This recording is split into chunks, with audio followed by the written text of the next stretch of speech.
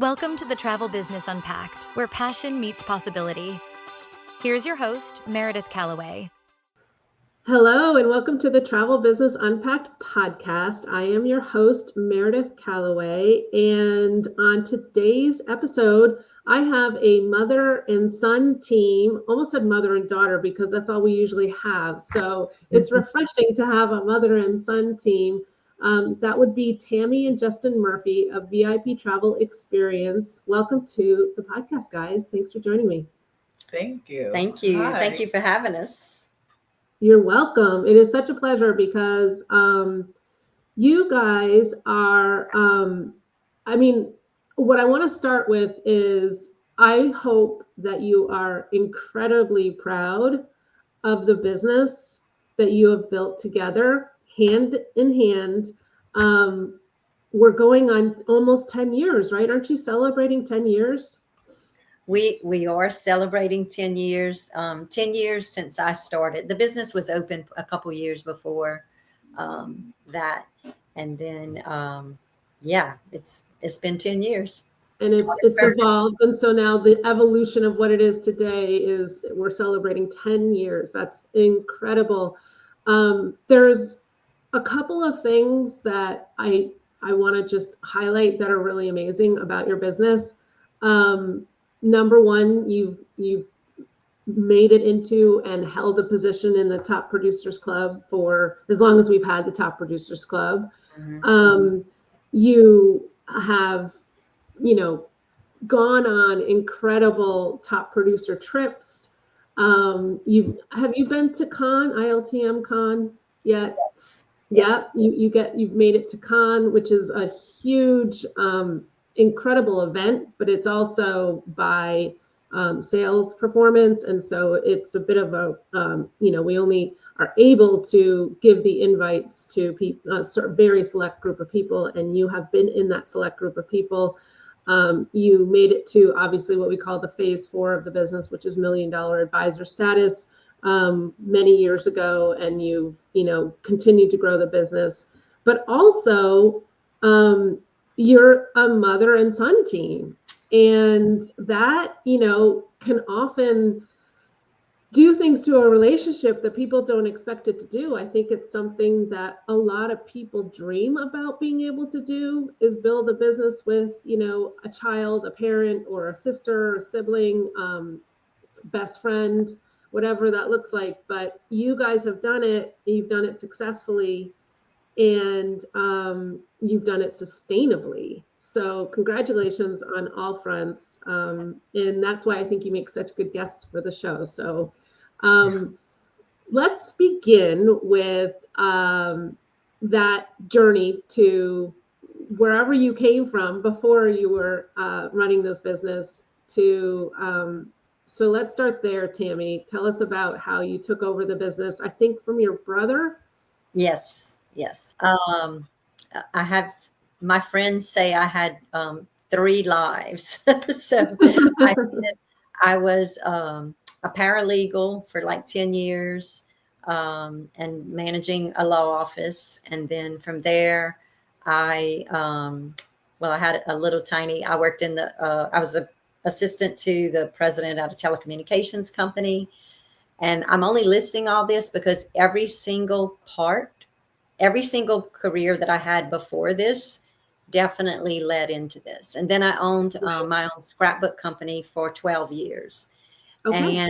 And met so many people through all of those, careers. And I had decided I was closing the store and just going to retire. And my brother had opened the company, but it was like not something he wanted to do full time.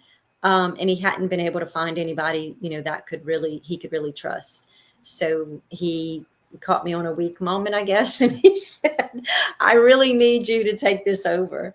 And so at the time there was an office in New Orleans. And I said, well, if I can do it out of my home in, Ascension Parish, then I will do it.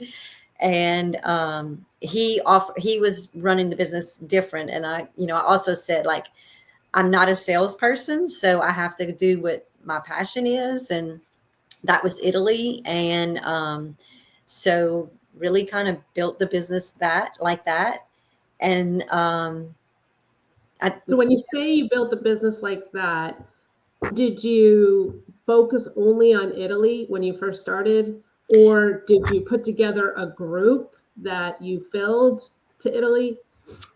No, I started, well, I did, I had to do everything. I couldn't just do Italy. Yeah. Um, Mhm. and, building that trust with clients for, USA trips, and Caribbean, a whole lot of Caribbean, and people just seeing that, yes, there really are still travel advisors. Number one question. Yeah.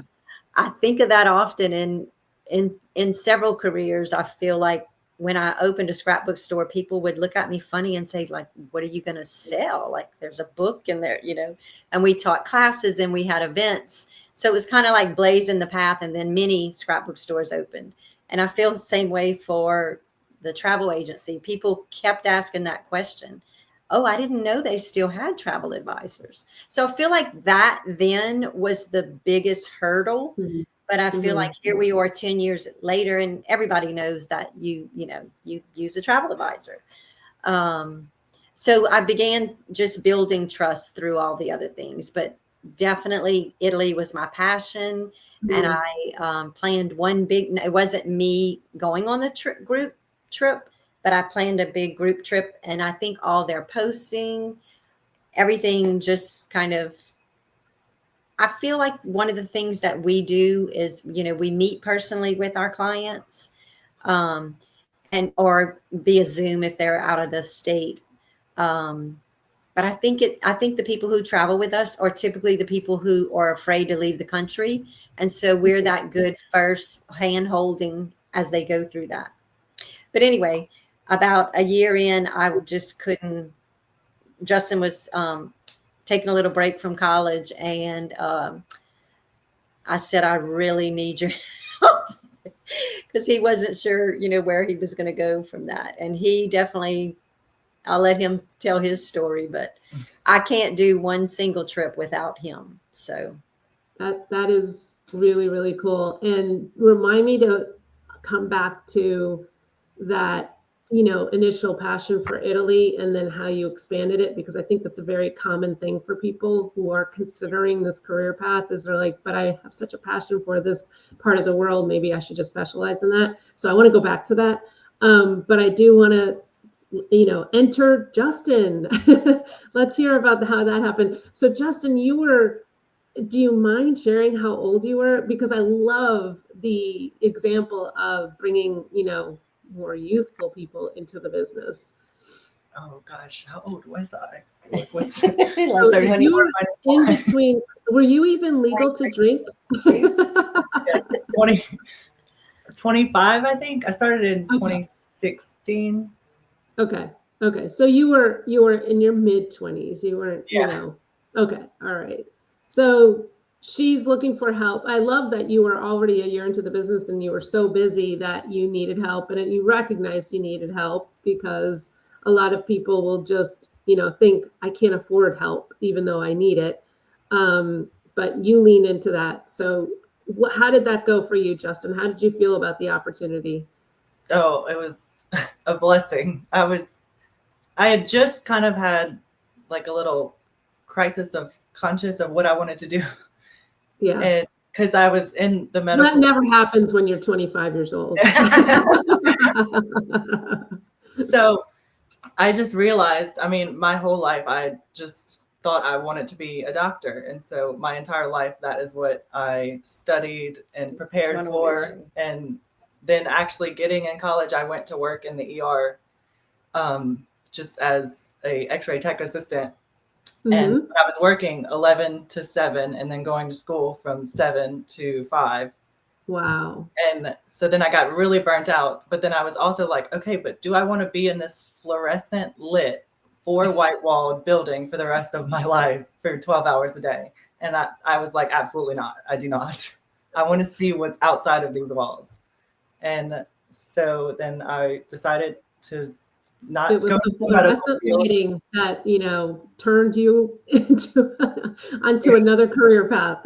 All about the fluorescent lighting, right? Why does that not surprise me? So yeah, he literally started from the ground up. I mean, Yeah, just her shadow, learning right. every single thing, soaking up every bit of knowledge. So I'm guessing that the way that things have kind of fallen into place for you is that Tammy's a little bit of the rainmaker. And she's out there making connections, schmoozing. I think it's funny that you said you're not good at sales, because that's exactly what sales is. It's so natural to you, you don't even realize it's sales. And then you, Justin, are kind of the behind the scenes, putting the itineraries together, and doing all the fine details. Is that how it works? Is that how you divide and conquer? That's how we started, at least. Okay. Now it's basically like I am the face to the client in the beginning, and then as the trip goes, Justin and I both design and work with the suppliers, and then whenever we propose to the clients, he usually is too busy to be in on that meeting, but he will be in conversation with them throughout the trip at some point. And then of course we have 4 other people in the office, so Wow. one person is as far as client touching, one person's for insurance, and then we have another who's taking care of all the client care details. But Justin is kind of helping. We continue to oversee the trips, he and I both. And then all the support is handled by the rest of the office. Justin is purely in charge of air, and he keeps trying to let that go. But and he continues to do Travelify because he loves it. Like that's the creative. And we kind of like design in Travelify too before we. Yeah, that's how I like to design it. And Travelify, for those listening, is the itinerary builder that, it's such a great software product to make a travel advisor's job easier, better. And I just use Travelify myself for my whole family trip and put it all in Travelify for the whole family. And it makes it easier if everyone understands, oh, today we're doing this. And these are the meet and greet details. So I'm curious. I know you guys have been pretty successful at doing groups. And I know that's an area that a lot of people really want to get into, but they don't always succeed at getting into groups. Tell me a little bit about your group business. How many groups a year are you able to send? And what was your secret to success in getting into that side of the business? I know. Well, it kind of, in the beginning, as you know, the Come With Me was not recommended.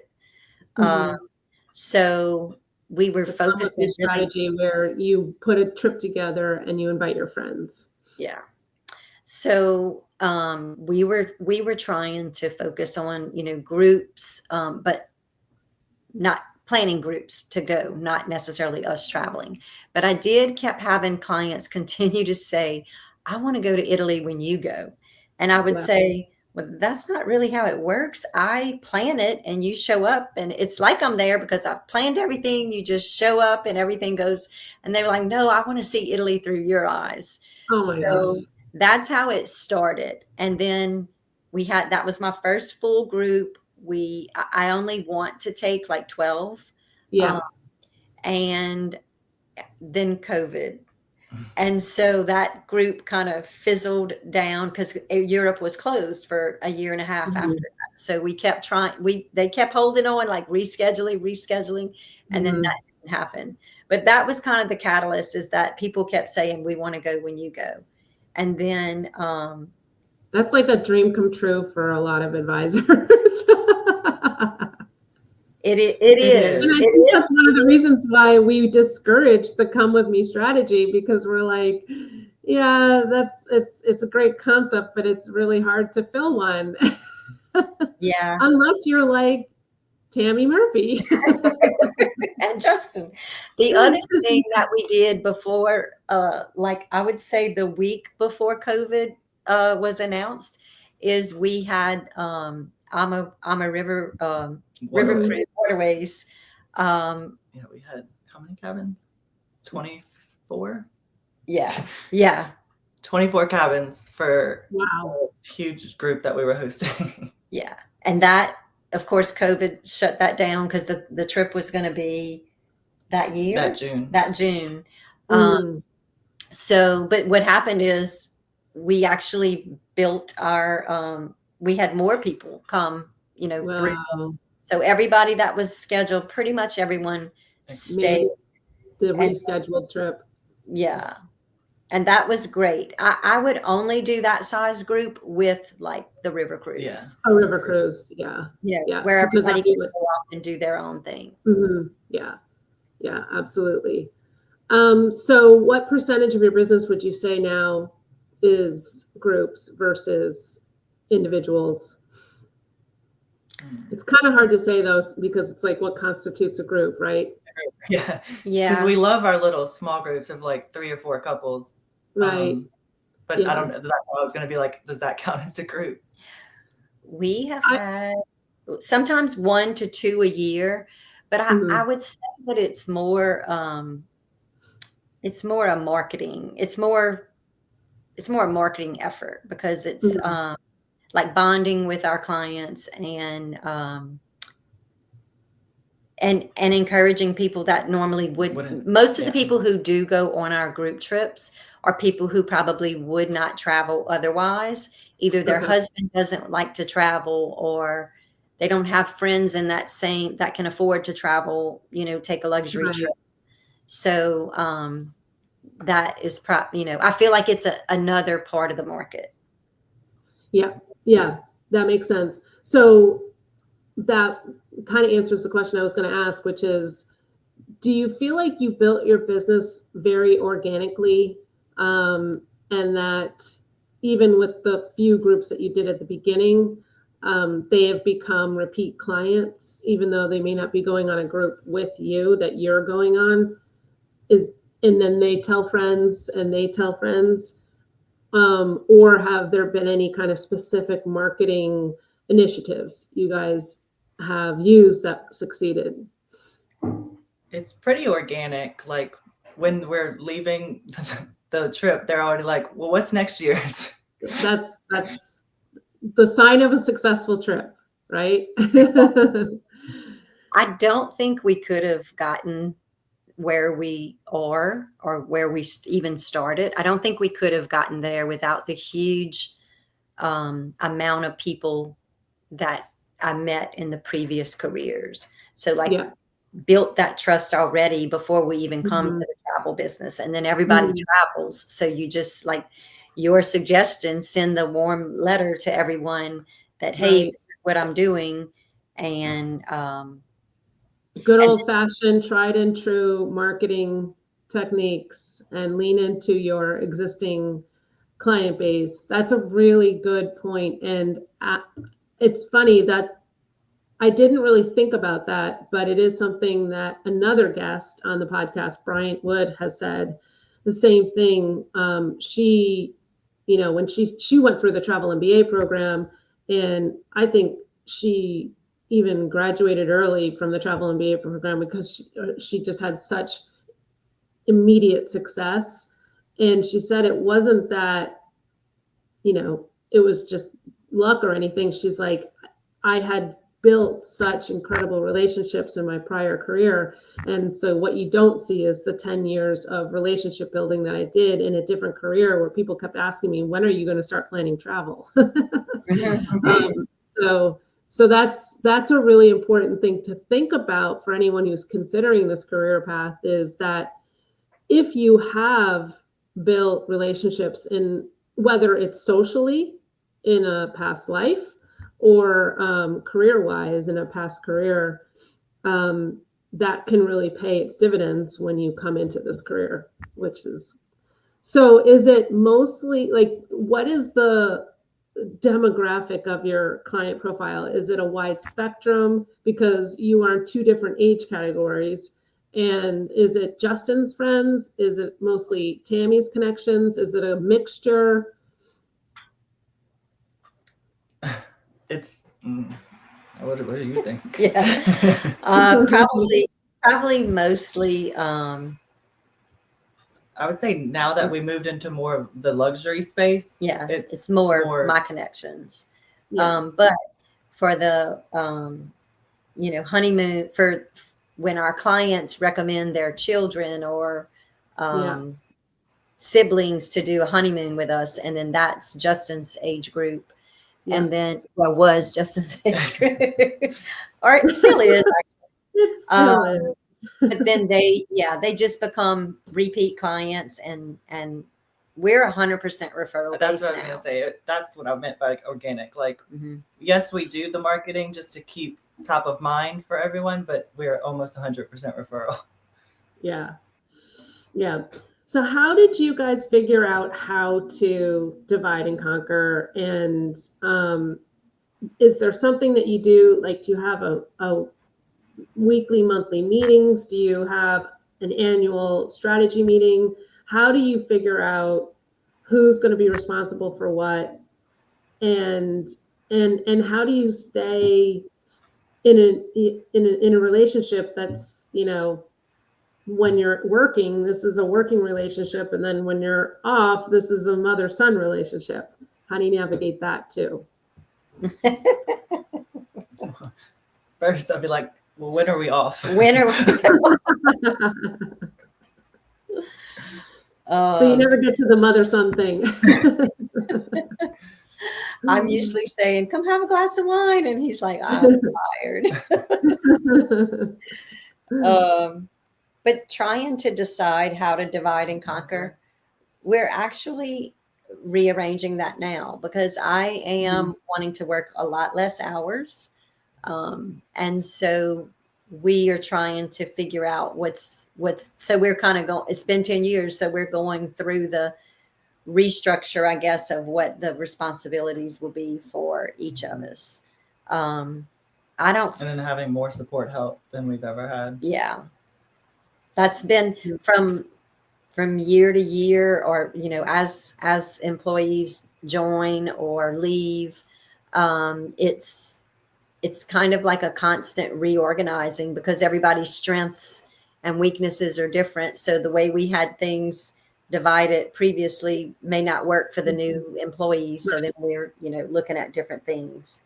But I don't have a doubt he can do all of it. He can do all of it. Does he believe that?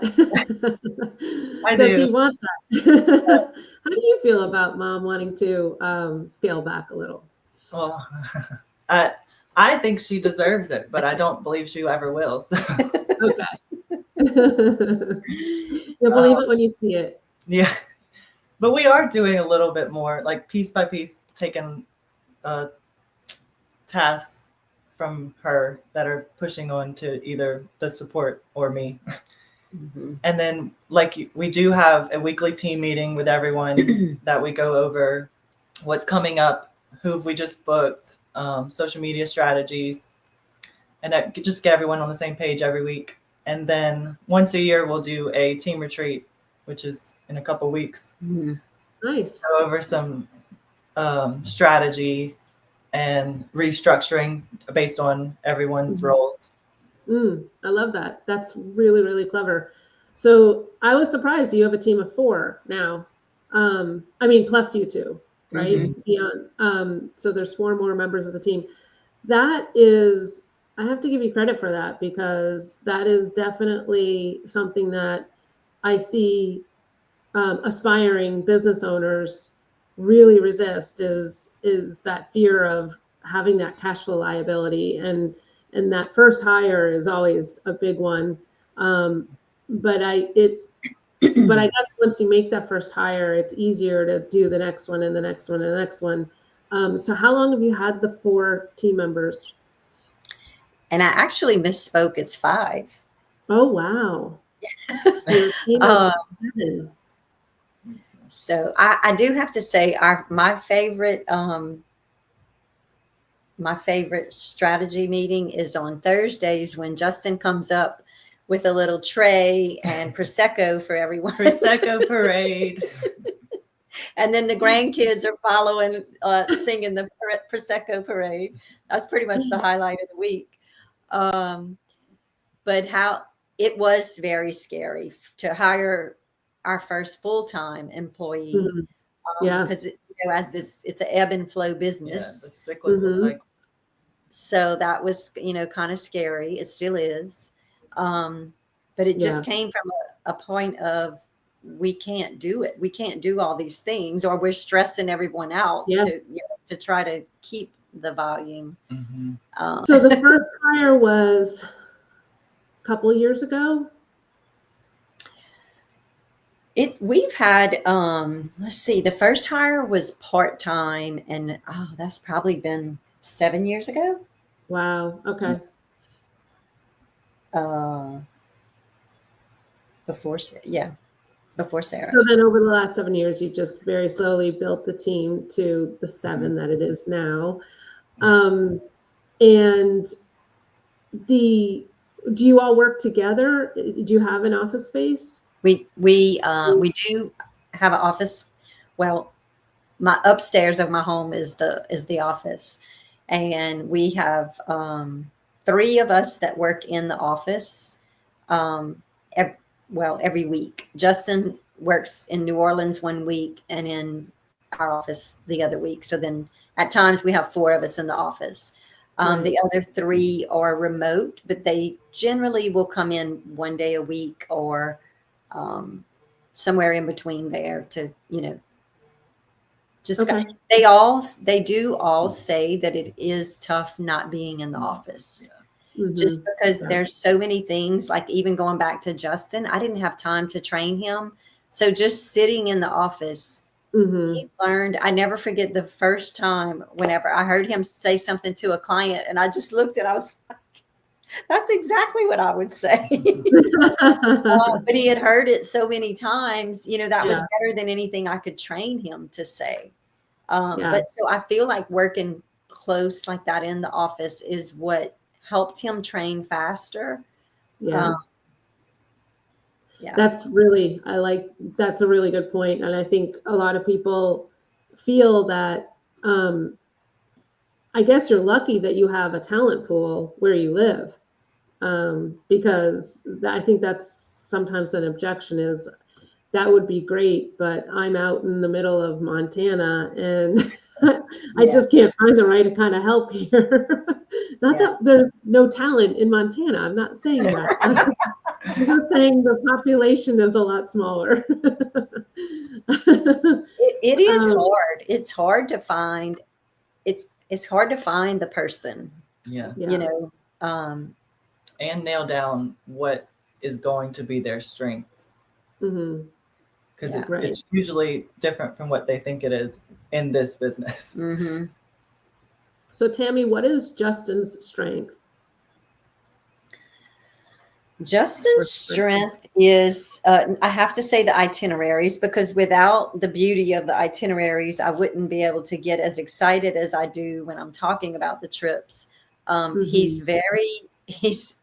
very particular about the photos he uses, and a lot of them are his sometimes. He's an amazing photographer. That, and then the air. I mean, can't get anywhere without air, right? Yes. So it is his strength. Whether he likes it or not, it is his strength. It's a zone of excellence, air, not a zone of genius. I also depend on him a lot for the, like he will look into the hotels. I'm more, big picture. At some point at the designing part, I'm big picture. And then at the end, I'm coming in with, recommendations and things. But he can really look at the hotel critically and know if it's going to be a good fit for our clients. Good location. There's many other strengths, but at the moment I I can't think specifically of what they are. Well, he's a little bit of a travel snob like I am, which I think Very is much travel snob. and that's a business strength when you're does not selling luxury travel. You want your travel advisor to be a travel snob. Yes, indeed. So let's turn it on you, Justin. What are Tammy's strengths? Oh, she has so many. One is just her personality. I think that's her biggest strength, because you can't go into a room with her and not get excited and joyful. And and the other is just I just never realized how business oriented she was. Like, she is one of the most efficient people. Like, there's always a better way to do something in her eyes. Like, she always wants to see something can be done better. That's a huge compliment, especially given, because, like, you know, I think when you meet Tammy, you think of this like very elegant Southern, just a lovely extrovert. You know what I mean? And I don't think you expect the business acumen that she has. And it's not because it just feels like she's just very naturally social, you know, and probably has incredible friendships and probably has a great social life if she has time for it. I'm trying to get that back. Yeah. And then her attention to detail, I forgot, is par none. She can remember. I mean, she can find one little word that is not right. And I'm like, how did you even get to that point? And that, and the small touches that she picks up on in conversation and can weave into the itinerary, like a family that was from this place. We ended up getting, was it the house or the castle that their family? Oh, yes. Yes. But literally said in passing during our inquiry call, and she remembered 6 months later. I wrote notes. That's why I didn't remember. Like, I would take tedious notes. Okay. Well, that's still definitely a skill that not all of us have. I want to go back to the thing that I said I wanted to unpack a little bit more. So when you first got into the business, Tammy, you said, you have a real passion for Italy. And I hear this so often with prospective travel advisors, people considering this career path. They're like, I have such a passion for whether it's Italy or Africa or a specific part of the world. And I think I'm just going to focus on that. And as a business coach, I'm always, trying to guide people into the right business decisions. And I don't think if you want to sell travel, not be a tour operator. If you want to be a tour operator, that's a different thing, or DMC. That's a whole different path. But if you want to be a luxury travel advisor, it doesn't make the greatest business sense to focus on a specific destination because you're constantly having to get new clients, right? You don't get that client that went to Italy and had this great experience. They don't want to go to Italy again. Not everyone wants to go back to the same destination. And so it just makes it that much harder on the marketing side, client attraction side, that you're constantly having to get new clients. So how did you take that passion for a certain part of the world and then infuse it with clients who wanted to, do other things?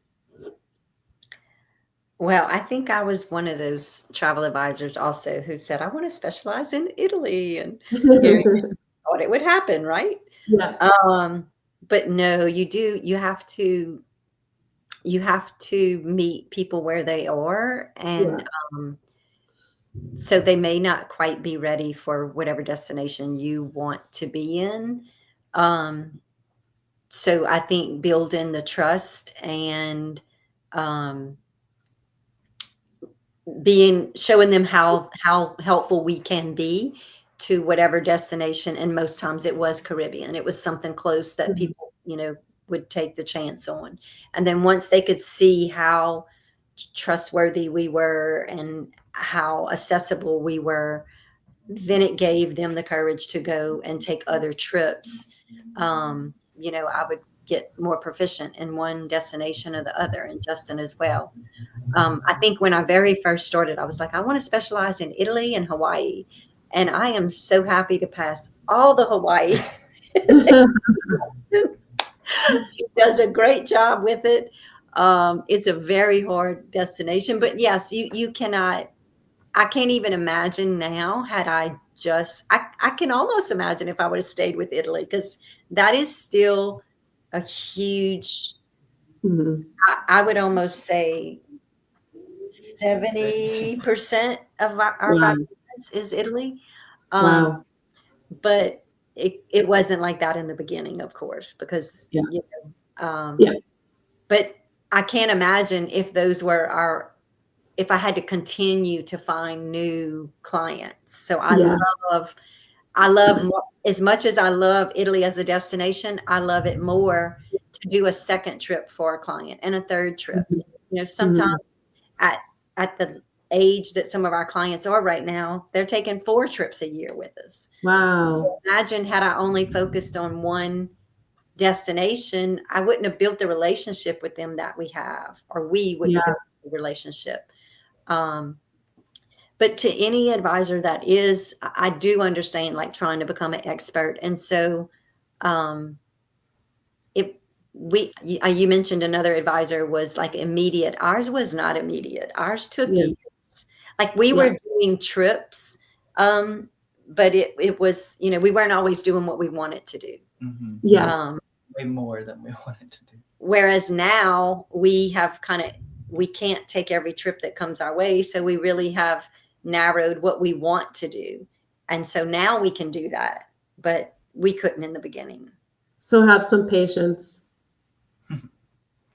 That is absolutely something I say all the time to people considering this career path is this is a marathon, not a sprint.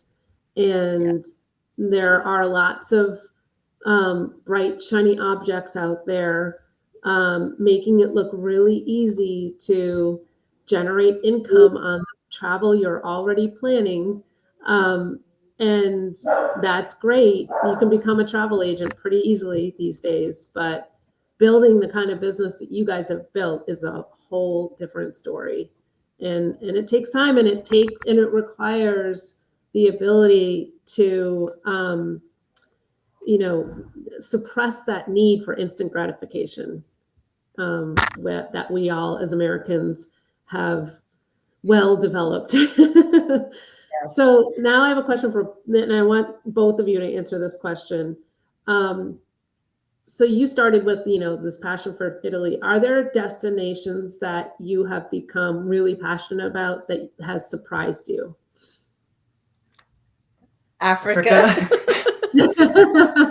I mean, I'm not surprised. That's the answer for both of you. All right, let's hear it. Were you like me, where I didn't want to go to Africa before I was really? She was. I always wanted to go. You've always wanted to go. Justin has wanted to go since like grade school. He's been, wanting to go on these mission trips that were going to Africa, and my husband never felt comfortable. So he was always putting the stop on it. Then even when he got to LSU, he was wanting to do a mission trip and go then, but there was some stuff going on, and John didn't think it was the right time. So when we recently decided to go with our tribe, it was the advisors and husbands that were invited. And John really didn't have a lot of vacation left, but he said, I cannot, as many times as I've told Justin no, I cannot hardly go. And, so Justin came, and I knew I was going to love it. But I really thought, I'm kind of going for Justin because it's not really kind of my thing, but I loved it. I loved every everything we did. I can't even sleep in my own bed. I fell asleep 3 times watching the lions. Just so relaxing and peaceful. Yeah. Yeah. No Yeah. surprise to him. Yeah. But I think having built that confidence now, Yeah. we are having a lot more You're Africa. selling Africa now. Yeah. It really is cool how that happens, where once you experience something, it's so much easier to sell because you bring such a passion to it. When you're experiencing it, you're posting about it, so people are curious about it. I mean, obviously, I had a very similar experience with not having Africa on my radar screen. That was my story when I was marketing my very first business, Hills of Africa Travel, was that, I didn't have Africa on my radar screen. And I've always been a travel snob, even since I was like 5 years old, and told my parents I wanted to stay in a hotel that didn't have the doors on the outside of the hotel. I wanted hallways, I wanted to go inside the hotel before you went into your room. Smart girl. But and I met my first husband and was dating him, and he's from Zimbabwe, and his sister was getting married, and so obviously I got invited to the wedding, and when I was living in London, and that my first trip like completely changed me. So Africa does that. It's very, very magical, and they say that once you get Africa in the blood, you just can't get it out of the system, and you become you go back over and over again. So I love that story. Justin, what about you? Any destinations that have surprised you that you Thailand surprised me.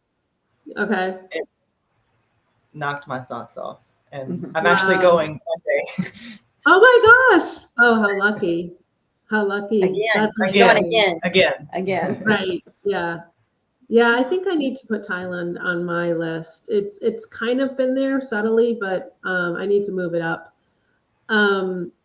So one of the, benefits, reasons why I think this is such a great career path is because I think it affords people not only financial satisfaction, but it being an entrepreneur gives you the freedom and flexibility to live the life that you want to live. And I know you feel a little bit like you're so busy that you're working all the time, but it's also very, very rewarding, correct? So let's hear about what are some of those moments that you've had where you've just been like, pinch me. I can't believe I get to do this for a moment. For a living. For a living. Sorry, not a moment. I can't believe I get to do this for a living is what I meant to say. So many. Do you have yours? I have a few. One would have to be when we got the call about the papal blessing when she was in the dress. Yes. So we had planned a trip for a couple to go to Italy, and it was going to be their honeymoon. And the bride is who initially made the phone call, and she kept talking to me about becoming Catholic, and that she was doing that, and it meant a lot to her, and she kept mentioning it. So after I spoke with her and had the first meeting with both of them, I contacted her future husband and said, if you are getting married in the Catholic Church, you can do this, you could go through this thing to be blessed by the Pope. And I said, we can't guarantee it. Anything could happen. If the security that day may go the opposite way. But anyway, we went through all those steps. It was a lot. We helped with it. And when we got the call that they had been blessed, and there was this big picture she shared with us, it was definitely one of those moments that was like, I can't believe we could play just a tiny part in this. Yeah. That is, wow. Would probably be when we chartered our private yacht last year with a group of our clients. That's the kind of trip I want to do. I just every amazing. day I was just like, how is this what I do? Yeah. That was amazing. That was a group of 30. Yeah. Was that Croatia? Yeah. Yes. And a group of 30 on a private yacht. Tell me a little bit more about that experience. that was it happened a year after it should have, because I couldn't jump on board, but Justin had the vision, and we kind of argued a good bit about it. I was like, that's a huge price tag. If we don't feel it, I don't have the money to back that up. You had to commit over a year in advance. You had to pay the deposit. Was it in full or just a deposit? It was 50%. 50%. Wow. And that was not refundable. It was non-refundable, and it was not an inexpensive trip. So, I mean, to me, that kind of narrows your pool. Yes. But it was amazing. And I'm glad he talked us into it, because Croatia had been kind of at the top of my list. And after we did it that way, I can't imagine having gone and tried to do it by land. I mean, we plan that for clients all the time, and it's amazing. But because of his vision, we had I think the best opportunity, the best way to see it. Amazing. That just sounds so incredible. And it was it roomy? Like, it feels like, I mean, did you feel like your cabin? Were you cramped in your cabin? Was it spacious? Luckily we had 4 different cabin categories. 4 different categories. But even the lead-in was very spacious. I was surprised. Yeah. Yeah, I was in the lead-in, and I'm claustrophobic. So I was like, oh gosh, how am going to do this? Like, the bathroom in cruise ships make me crazy. So I didn't know how I was going to do it. But the room, I was pleasantly surprised when we got in. I was like, oh, I can do this. And, the bathroom was small, but so were all cruise ships. So it was just amazing. I mean, we could not have asked for a better group of people. Yeah. The team, the weather. I mean, everything was perfect. Everything was perfect. Yeah, I definitely have. I have a little FOMO of your trip. When we got off, I could have immediately booked it again to go for the following year. Wow. So, everyone would have just see, that's your strategy, Tammy. You gotta layer that in. You gotta have the next year's trip ready to like whip out the sign-up sheets. That is now how we do it. Yeah, that is the new requirement. I would say we have to publish the trips about 14 months before the trip happens, because what we found so much is so many people are like, I really want to go, but I've already planned my trip for next year, or so yeah, we definitely do plan it. We have our next 5 years planned out of what our group trips are. Oh my gosh! So next year is Slovenia, and Africa. Yeah, 2. Oh my gosh, both incredible. I want to do Slovenia so badly. Yes. Yeah. Every client that we've sent has just, and of course that's Luxury Slovenia. Yes. Great partners to have. They've come to Louisiana. We had lunch with Shannon and Matei. And so we're taking our team this year, and then we'll be announcing our group trip for next fall. Fantastic. I love that. So in closing, I thank you so much for all of your time. I'm actually very curious about your vision for where the business is going, and is there an intention to ultimately hand the baton to Justin and fully retire? Have you talked about that? Justin's laughing because he thinks it'll never happen. I was laughing at her face when you said fully retire. When you said fully retire, yeah, I wasn't prepared for my face either. Well, so originally the retirement plan was 2 years ago. And he kept pushing my retirement date down the road, but I think he's ready. He's ready to push me out. But I don't know. I really can't see myself ever not doing it. But I don't want to work these hours. So that's what we are trying to figure out. Like, how do I stay relevant? Yeah. I still have a lot of which we've talked about, like, do we divide our clients and then I just service these clients to be able to do less hours? To me, it has been extremely hard to figure out how to do this job part-time. Mm-hmm. Right. I have not. We have been trying for 2 years to figure that out. And I do leave every day at 2 to go pick up my grandkids, because that's really what I saw of my retirement. Which is new. But I still have to come back up to the office. And we're talking about a family run business. I can tell you there will be another person in our family on Justin's team in about 7 years. Yeah, she knows all about Travel Joy and Travelify already. It's so funny. She was playing. She has this little construction paper that's folded in half like a laptop, and she goes, "Don't bother me. I'm on Travel Joy." Oh my gosh, that is hysterical. When they were, how old is she? She's about to be 8. Yeah. Oh my gosh. When they were babies, I opened up each of them an Italy account. And my idea is that I wanted to take each of them separately to Italy. But then I started calculating, like, how am I going to be, like, I might need to take them all 3 at the same time. But I love it. So I've told them, like, okay, you're going to go to Italy. You're going to go to Italy. And so Eva, the middle child, said the other day, well, I want to go to Africa. You might have to up that budget. We have created monsters. Yeah, we have created 3 travels. That's all right. That's all right.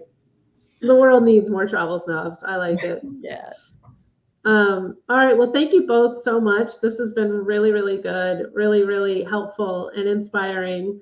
Once again, congratulations on such tremendous success and building such a great brand and a great business that's honestly changing lives every single day. So thank you so much. And thanks for joining me today. Well, we can't close without allowing us to thank you. Your vision for gift. And then Jen and Vanessa and the whole team. Lisa Fletcher was instrumental in us in the beginning. Shannon Cunningham, just cheerleader. I mean, yes, we found the perfect home, and all that was thanks to Shannon for saying you have to reach out to them. And y'all for creating that space. Yeah. And y'all for encouraging us when there were many times I did want to give up. Yeah. I mean, that's the entrepreneurial journey. Oh, absolutely. It's my pleasure. It's what I love to do. So well, thank you both. And thank you everybody for listening. We'll see you on the next one.